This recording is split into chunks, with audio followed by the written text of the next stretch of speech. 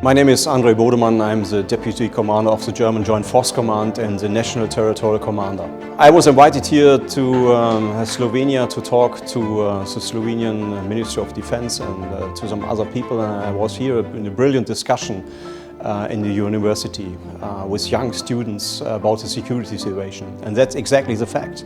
The security situation within Europe changed fundamentally. We are not at war, but we are no longer living in peace. We are somewhere in between. We call it hybrid phase because specifically Germany is threatened and attacked by hybrid attacks. It's disinformation, it's fake news, it's cyber attacks, it's espionage, and it's even sabotage. And this increases in quantity and quality within the last months and weeks, and will do in future as well. And who is doing that?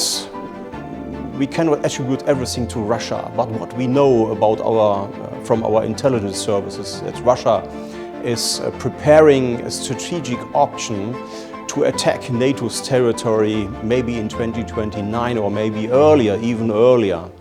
And that's a fact, and we have to defend ourselves, and we have to put much more effort in defending our country and the European Atlantic area. And why? Because democracy, freedom and our way of life, our values are not for granted.